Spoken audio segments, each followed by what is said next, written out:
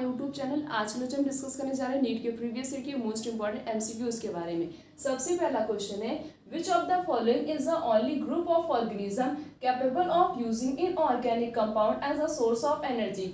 ऐसा कौन सा ग्रुप ऑफ ऑर्गेनिज्म है जो कि इनऑर्गेनिक सोर्स ऑफ एनर्जी का यूज करके क्या करता है, फूड की अपनी सिंथेसिस करता है। पहला ऑप्शन है फंगी, दूसरा ऑप्शन है केमोऑटोट्रॉप्स, तीसरा ऑप्शन है बोथ ऑफ द अबव, चौथा ऑप्शन है नन ऑफ दिस।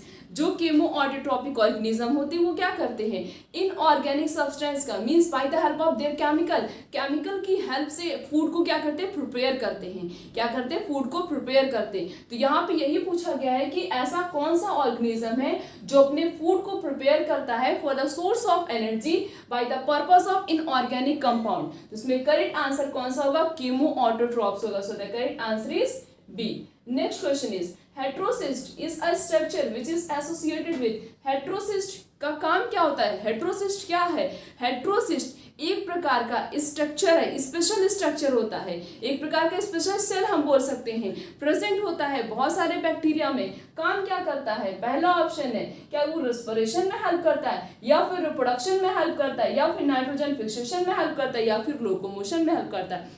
हेटेरोसिस्ट बहुत इंपॉर्टेंट रोल प्ले करता है नाइट्रोजन के फिक्सेशन में। तभी इस पूरे इकोसिस्टम से कभी भी कोई भी सब्सटेंस मींस कोई भी न्यूट्रिएंट खत्म नहीं होता है, क्योंकि वो कंटिन्यूअस क्या हो रहा है, रिसाइकल हो रहा है। तो हेटेरोसिस्ट किस में हेल्प करता है, हेटेरोसिस्ट बहुत इंपॉर्टेंट रोल प्ले करता है for the purpose of nitrogen fixation. So the correct answer is C. Next question is, in class Phycomycetes the mycelium is. Phycomycetes में उनका माइसीलियम कैसा होता है। पहला ऑप्शन है क्या वो कोनियोसिटिक होता है, या फिर एसेप्टेट होता है, या फिर कोनियोसिटिक सेप्टेट होता है, या फिर यूनियन न्यूक्लिएटेड और एसेप्टेट होता है, या फिर मल्टी न्यूक्लिएटेड और सेप्टेट होता है। Coenocytic and aseptate hyper mycelium किसमें प्रेजेंट होता है, फाइकोमाइसेट्स का। फाइकोमाइसेट्स में उसका माइसीलियम कैसा होता है, कोनियोसिटिक होता है और एसेप्टेट होता है। कैसा होता है, coenocytic and aseptate. So the correct answer is A.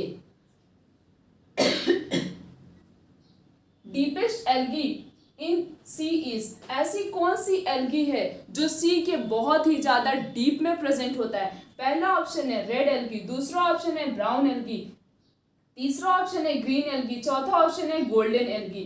Red algae एक ऐसी एल्गी होती है जो काफी डीप में प्रेजेंट होती है। बुक में लिखा गया है सबसे डीपेस्ट एल्गी कौन सी होती है, red algae is the most deepest algae which are present in the sea water. So the correct answer is A. Next question is, arrangement of leaves on a stem और branch is called. जब leaves का arrangement किस में होता है, stem या branches में, उस टाइप की अरेंजमेंट को क्या कहलाता है। पहला ऑप्शन है क्या उसे वेनिएशन कहते हैं, या फिर इन्फ्लोरेसेंस कहा जाता है, या फिर प्लेसेंटेशन कहते हैं, या फिर उसे फाइलोटैक्सी कहते हैं। फाइलोटैक्सी क्या होता है, arrangement of leaves on the stem और the branches is known as phyllotaxy. तो यहाँ पे पूछा गया जब लीव का अरेंजमेंट होगा स्टेम या ब्रांच में तो उसे क्या बोलते हैं, phyllotaxy. So the correct answer is D. Stamen attach to petals are. जब स्टेमेन पेटल्स से अटैच होता है उसे क्या कहते हैं। पहला ऑप्शन है ईपी पेटलस, दूसरा ऑप्शन है ईपी फाइलस, तीसरा ऑप्शन है ईपी सेप्लस, चौथा ऑप्शन है ऑल। जब स्टेमेन और पेटल दोनों आपस में एक दूसरे से अटैच्ड होंगे उसे क्या बोलते हैं, उसे कहते हैं EP petals. So the correct answer is ए।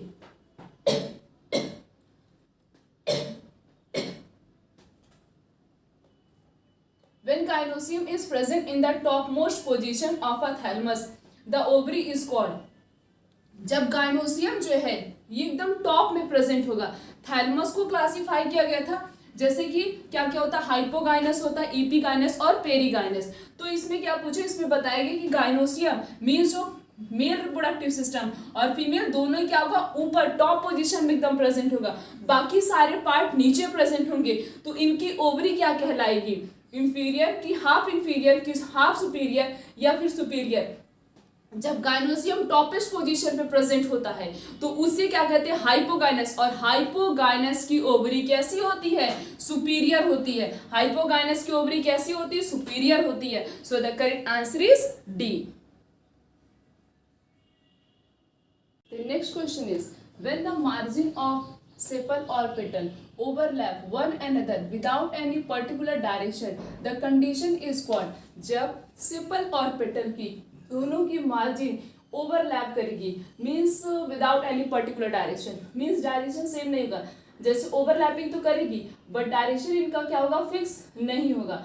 तो इस टाइप के मतलब इस टाइप की कंडीशन को क्या बोलते, तो यहाँ पे किसकी बात की गई, एस्टिवेशन की टाइप्स की बात की गई। तो पहला ऑप्शन है वैक्सलरी, दूसरा ऑप्शन है इम्ब्रिगेट, तीसरा ऑप्शन है ट्विस्टेड, चौथा ऑप्शन है वॉल्वेट। इम्ब्रिगेट में क्या होता है, सेपल और पेटल दोनों एक दूसरे के ऊपर ओवरलैप करते हैं बट डायरेक्शन उनका सेम नहीं होता है। So the correct answer is B. Next question is, in Dianthus the presentation is, Dianthus में किस टाइप का प्रेजेंटेशन प्रेजेंट होता है। पहला ऑप्शन है बेसल, दूसरा ऑप्शन है फ्री सेंट्रल, तीसरा है एक्सियल, चौथा है मार्जिनल।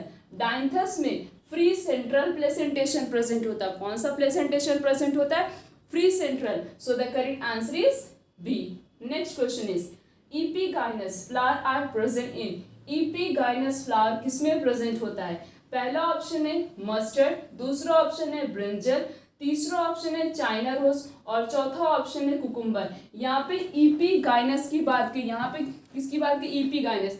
एपिगाइनस जो है फ्लावर किसमें प्रेजेंट होता है, एक होता है हाइपोगाइनस, एक होता है एपिगाइनस, एक होता है पेरिगाइनस। तो एपिगाइनस फ्लावर टाइप्स किसमें प्रेजेंट होता है, ब्रिंजल में प्रेजेंट होता है। So the correct answer is B. Next question is, ovary is half inferior in the flower of, ऐसा कौन सा फ्लावर है जिसमें उसकी ओवरी कैसी होती हो, हाफ इंफीरियर ओवरी प्रेजेंट होती हो। पहला ऑप्शन है एप्पल, दूसरा है गुआवा, तीसरा है पीच, चौथा है गार्लिक। पीच में क्या होता है, हाफ इंफीरियर ओवरी प्रेजेंट होता है। पीच में किस टाइप की ओवरी प्रेजेंट होती है, half inferior. So the correct answer is C. Next question is, prop root of banyan tree are mean for, जो प्रॉप रूट प्रेजेंट होता है, बनियान ट्री की रूट कैसी होती है, हैंगिंग रूट होती है, मीन्स लटकती रहती है। तो इस टाइप का जो रूट प्रेजेंट होता है वो करता क्या है, पहला ऑप्शन है क्या वो रेस्पिरेशन में हेल्प करता है, या फिर स्टोरेज में हेल्प करता है, या फिर उसको जो बड़ी बड़ी ट्री होती हैं और उनकी जो बड़ी बड़ी ब्रांचेस होती उसको सपोर्ट प्रोवाइड करता है, या फिर सारे फंक्शन परफॉर्म करता है। बनियान ट्री में जो प्रॉप रूट्स प्रेजेंट होती मीन्स हैंगिंग रूट जो प्रेजेंट होती है, उसका काम क्या होता है, वो क्या करता है, प्रोवाइड द सपोर्ट प्रोवाइड करता है ताकि वो प्रॉपरली स्टैंड रह सके। So the correct answer is C. Next question is, chrysophyte, euglenoid और डाइनोफ्लेजिडेट, स्लाइम माउथ, ये सब कौन से किंगडम के अंदर आता है। पहला ऑप्शन है मोनेरा, मोनेरा के अंदर रही आता। मोनेरा के दो classification, archaebacteria and eubacteria.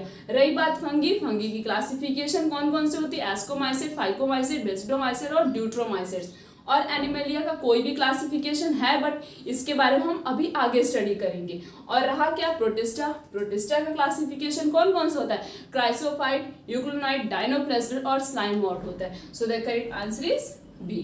Next question is, in bryophytes what is absent, इन चार में से ब्रायोफाइट में कौन सी चीज एब्सेंट होती है।